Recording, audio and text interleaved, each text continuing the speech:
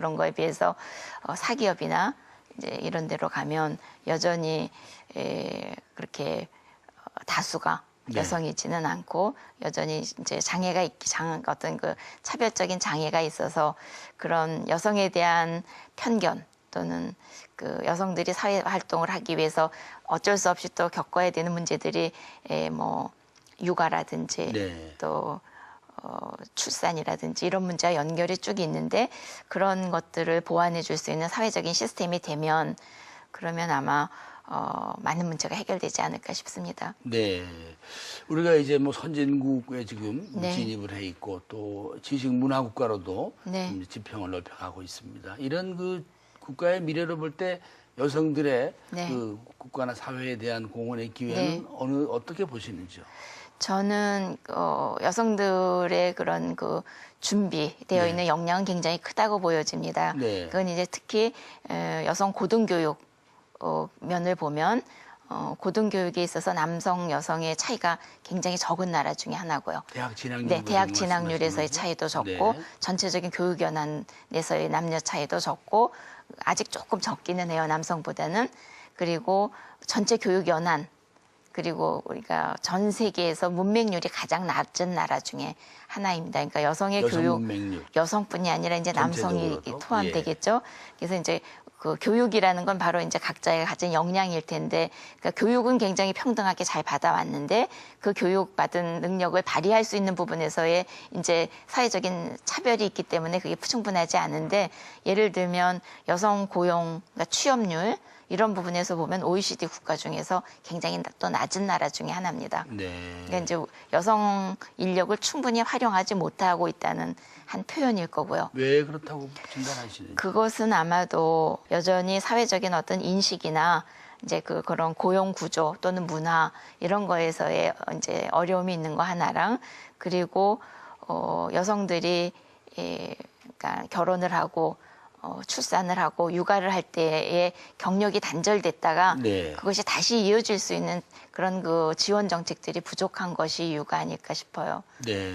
그동안 뭐 총장에 오시기까지 또 실은 과거에 법제처장도 하시고 그랬는데, 예, 그렇습니다. 소위 말하면 남성들하고 이렇게 때로는 경쟁하고 때로는 섞여서 이렇게 지내오신 세월이 녹록치만은 아니셨습니까? 어떠셨어요? 글쎄요. 여성 지도자로 살아오시는 그 과정이. 그냥 법학이라는 학문의 성격상 어떤 사회 문제에 관심도 가져야 되고 또 사회 문제를 해결할 수 있는 도구도 되고, 그러니까 이제 많은 문제에 관심을 갖고 또 특히 이제 여성 문제에 대한 관심을 가지면서 그런 여러 가지 제도적인 노력을 해왔습니다만은 법제처장으로 갔을 때는 제가 아마도 이제 여성으로는 처음인 법제처장이었습니다만 26대 법제처장이었는데요. 근데 이제 저 개인의 어떤 그 법제처장으로서만이 아니라 그러니까 여성을 법제처장을 시켰다 이런 생각을 하면서 제가 그러니까 법 안에 있는 어떤 차별적인 것들을 수정한다든지 아니면 좀 더 그 성인지적인 정책이 들어갈 수 있는 법적 기반을 만든다든지, 또 이제 우리 법제처 공무원들이 법제 심사를 할 때에 좀 더 성인지적인 관점을 갖고 할 수 있도록 교육하고 어떤 그런 법령 심사의 기준을 만든다든지, 그리고 또 전체적으로 어쨌든 교육의 정도가 비슷합니다만은 법이 어려울 때에 더 많이 고통받는 건 여성일 것 같아요. 그래서 이제 법을 좀 더 쉽게 하는 작업, 알기 쉬운 법령 만들기, 이제 이런 작업들이 나름대로 의미 있었던 것 같습니다. 네. 그때 뭐 이 동료 장관들이나 또는 저 고참 국장들이 말은 잘 듣던가요?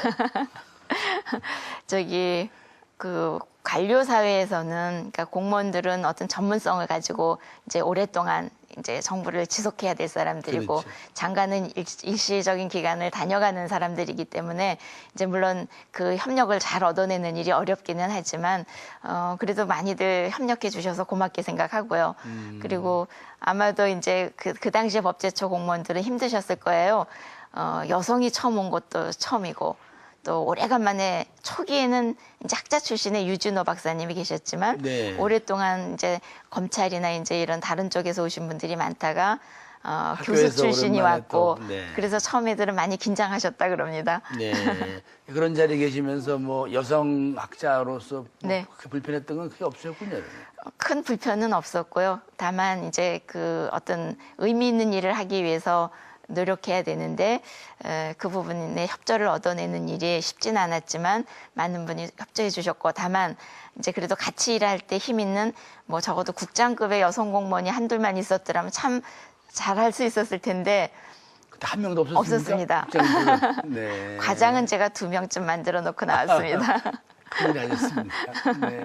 그럼 이 대목에서 지금 네. 각국에서 약진하고 있는 네. 우리 여성 중견들에게 한 말씀 네. 해주시죠. 리더십 강화할 차원에서. 네, 아마 그러니까 각 분야에서 지금 그러니까 여성이 진입하지 못하고 있는 영역은 없는 것 같아요. 예. 이제 거의 진입들이 되고 있지만 그러나 이제 이제 시작 단계이고 또 어떤 그 전체적인 조직 안에서 어떤 정책을 결정할 수 있는 그런 지위가 아니고 이제 초입에 있으면 자기가 가지고 있는 어떤 의견이나 관점이 거기에 그 조직에 큰 영향을 주기는 지금은 어려운 상태에 있는 경우가 많이 있을 거라고 생각합니다. 그러나 이제 그 조직에서 자기들이 약간 성실히 또 그 역량을 발휘하면서 기회 있을 때마다 자기 나름대로 어떤 그 가치나 기준의 변화를 시도하다 보면 어느 시점쯤에 와서 그 조직의 중요한 위치에 놓여지게 되고 그리고 그러면서 뭐 어떤 그 조직의 변화도 문화의 변화도 가져올 수 있을 거라고 생각이 드는데요.